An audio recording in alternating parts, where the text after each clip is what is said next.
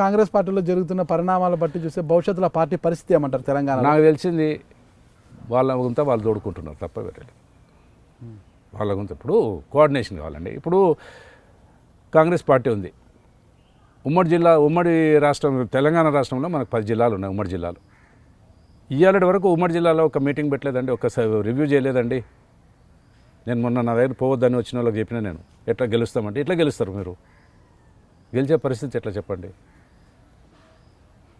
ఇప్పటికీ మా మైమనారు కాంగ్రెస్కు పవర్ఫుల్. 3 కాన్స్టిట్యూన్సీలు 4 కాన్స్టిట్యూన్సీలు ఇవాళకి క్యాండిడేట్ లేరు. ఒక్క రోజన్నా మహబూబ్నగర్ జిల్లా కాదు, ఏ కరీంనగర్ జిల్లా కానీ, నల్గొండ జిల్లా కానీ, ఎన్నో జిల్లా వాళ్ళు ఉన్నటువంటి ఇన్ఛార్జీలు కానీ, ఆడున్న ఎమ్మెల్యేలు కానీ, ఆడున్నటువంటి పెద్ద నాయకులను కానీ, ఎంపీలు కానీ అందరిని పిలిచి కూర్చోబెట్టి మన జిల్లాలో ఏముంది, ఏమవుతుంది, రేపు ఆ కాన్స్టిట్యూన్సీ ఖాళీ ఉంది, ఎవరిని తెచ్చుకుంటే బాగుంటుంది, సర్వే చేయించుకురా, లేకపోతే ఎవరైనా రివ్యూ చేసినరా, ఏది లేకుంటే ఎట్లా గెలుస్తాం? ఇంకా 8 నెలలు, నవంబర్ అంటే 5 నెలలు 6 నెలలు లేదు. కొత్త క్యాండిడేట్ని తెస్తే వాడు ఎప్పుడు తిరుగుకుంటాడు, వాడు ఎప్పుడు తయారవుతాడు, ఎప్పుడు వాడు వర్కౌట్ చేసుకుంటాడు, ఎట్లుంటుంది, ఎట్లా గెలుస్తారు? ఈ వర్కౌట్ చేయకపోతే రేపు రాజకీయం చేయలేం కదా. క్యాండిడేట్ లేనప్పుడు ఏం చేస్తారు? ఇప్పుడు నాకు చేపెట్టిండ్రు, ఇప్పుడు మేము ఎప్పుడు దేవులాడుకోవాలి? ఇప్పుడు నాకు ఇచ్చిన ఇబ్బంది, ఆయనకి ఇచ్చిన ఇబ్బంది. మీరు కాంగ్రెస్ పార్టీలోనే ఉంటే అదృష్టం కలిసి వస్తే మీ కుమారుడికి టికెట్ ఇచ్చేవారేమో. ఎవరనే కదా ఆయన నేను టికెట్ కన్ఫర్మ్ చేసుకునే వచ్చిన, లేకపోతే నాకేం అవసరం పట్టింది ఈ పార్టీలోకి వచ్చింది. ఆయన టీడీపీలో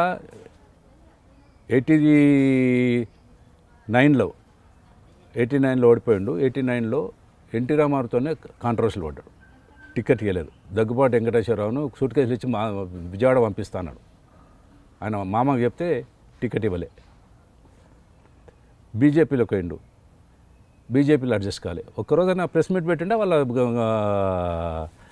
పార్టీ ఆఫీస్కి వెళ్ళి ఒకసారి చూడండి, ప్రెస్ మీట్ పెట్టనీయలేదు వాళ్ళు, ఈయన చేసిన దుడుకుతానానికి. కొన్ని ప్రోటోకాల్ ఉంటాయి. ఏఐసిసి ప్రెసిడెంట్లు అంటే అమిత్ షా వస్తాడు, అమిత్ షా పక్కకి ఎవరు కూర్చుంటారండి?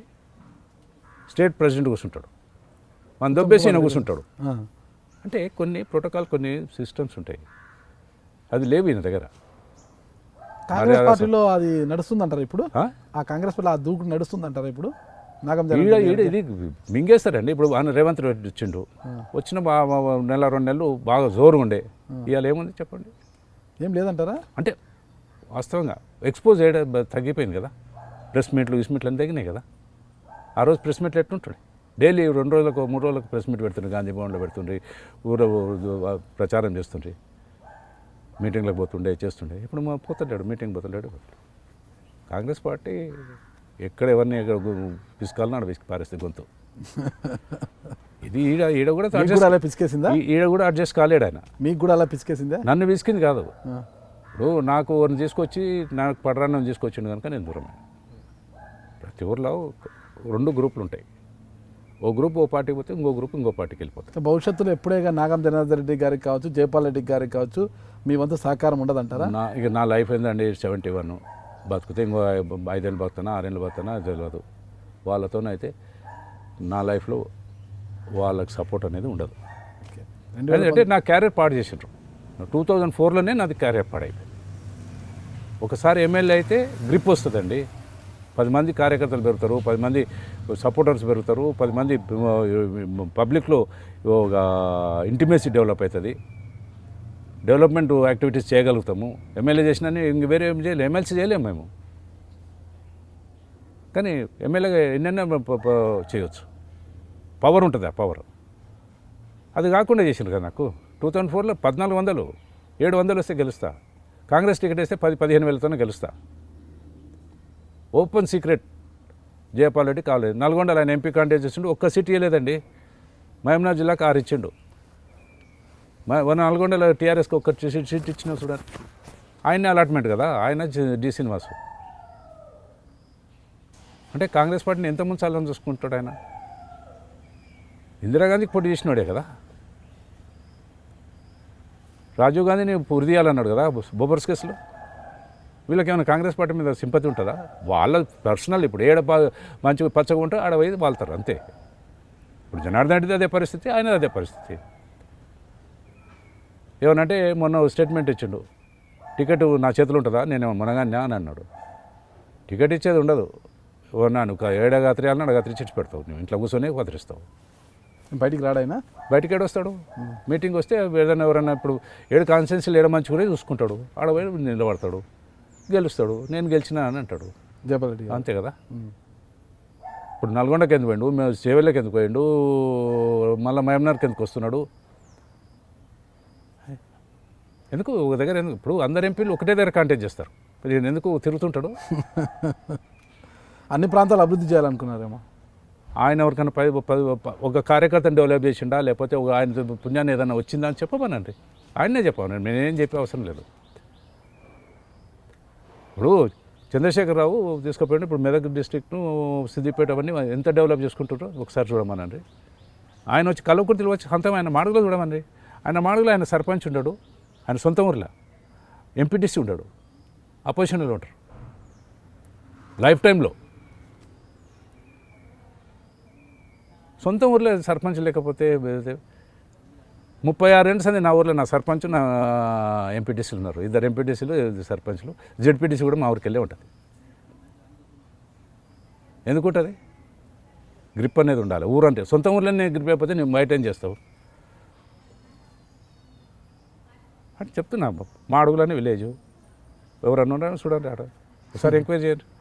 మీరు ప్రెస్ వాళ్ళు అటువంటి ఎక్స్పోజ్ చేయరు కదా, మమ్మల్ని పట్టుకుంటారు, మమ్మల్ని ఇబ్బంది పెట్టి మాతో అనిపిస్తారు అంతే తప్ప ఖచ్చితంగా బయట పడేపిస్తారు. ఇప్పుడు మీరు చెప్పారు కదా వాటిని కూడా మాడుగులకు పోండి, మాడుగులో ఎవరు ఎంపీటీసీ ఉన్నారో ఎవరు సర్పంచ్ ఉన్నారో ఒకసారి చూడండి. ఆయన కళ్ళు మూసుకుంటే గెలవాలి. జయపాల్ రెడ్డి అంతే కదా. ఆయన international level leader, best parliamentarian. ఊర్లో ఉండదు, అడ్రస్ ఉండదు. ఊర్లో పోయి అడగండి జయపాల్ ఎటువంటి అని చెప్తారు, వాళ్ళే చెప్తారు, నేను చెప్పకూడదు. ఓకే. అంటే నేను అనేది అంటే ఒక స్టేజ్కి పోయినాక గుడ్ విల్ ఇంపార్టెంట్ అండి. గుడ్ విల్, మంచితనము, 10 మందికి సహాయం చేసి మంచి పేరు సంపాదించుకోవాలి. రాజకీయంగా 2 ఉంటాయి, పేరన్నా పైసలన్నా సంపాదించాలి. మీరు ఏం సంపాదించారు? నా పేరు సంపాదించుకున్నా. పైసలు సంపాదలేదా? పైసలు అమ్ముకున్నా, నా ప్రాపర్టీ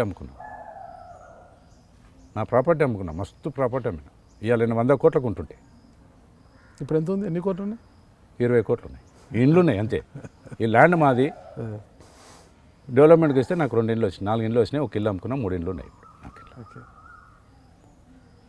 ఓ ఎలక్షన్లో ఇల్లు అమ్మినా, మొన్న ఎమ్మెల్సీ ఎలక్షన్లో నా మా అభినారుల నారకన్నుల ఫంక్షన్ హాల్ ఉంటే అమ్మినా, అంతకుముందు ఎలక్షన్లు ఉంటే బంజారా హిల్స్లో ప్లాట్లు అమ్మేసే పిల్లలకి ఏం పెడతారా? అన్నీ అమ్మేసే వాళ్ళు సంపాదించుకుంటారండి. ఇద్దరు చదువుకున్నారు, వాళ్ళ తిప్పలు వాళ్ళు బతుకుతున్నారు, అవసరం లేదు, ఇండ్లు ఇచ్చినా అయిపోతుంది. ఈ వయసులో రాజకీయాలు ఎందుకు నన్ను ఆస్తులు తగలేయడానికి అని అనడం లేదా పిల్లలు? కల్చర్గా మేము సాకలేదు. మా దగ్గర ఇంకా మా పిల్లలు మమ్మల్ని గౌరవించే స్టేజ్లోనే ఉన్నారు. Okay okay. మేము మా పేరెంట్స్ మమ్మల్ని ఎంత తాకినరో మేము కూడా మా పిల్లల్ని అంతే తాకినాం. వాళ్ళు నోరెత్తి మాట్లాడే ఇది లేరు మాకు ఇప్పటికి. మీరు చూస్తున్నారు ఐ డ్రీమ్ న్యూస్ని. మీరు చూస్తున్నది ఐ డ్రీమ్ న్యూస్. అంటే కళలని నిజం చేస్తూ ప్రజలకి నిజాలని కళల ద్వారా తీసుకొచ్చే ఐ డ్రీమ్కి మై బెస్ట్ విషెస్. మీరు చూస్తున్నది ఐ డ్రీమ్ న్యూస్. మీరు చూస్తున్నారు I dream channel. For more videos please subscribe I dream. మరిన్ని వీడియోల కోసం ఐ డ్రీమ్ని సబ్స్క్రైబ్ చేయండి. Please subscribe I dream. And I am very much satisfied with the way interview went on. Kindly subscribe to I Dream. For more videos, subscribe to iDream. And loads of fun entertainment and content. Do watch iDream.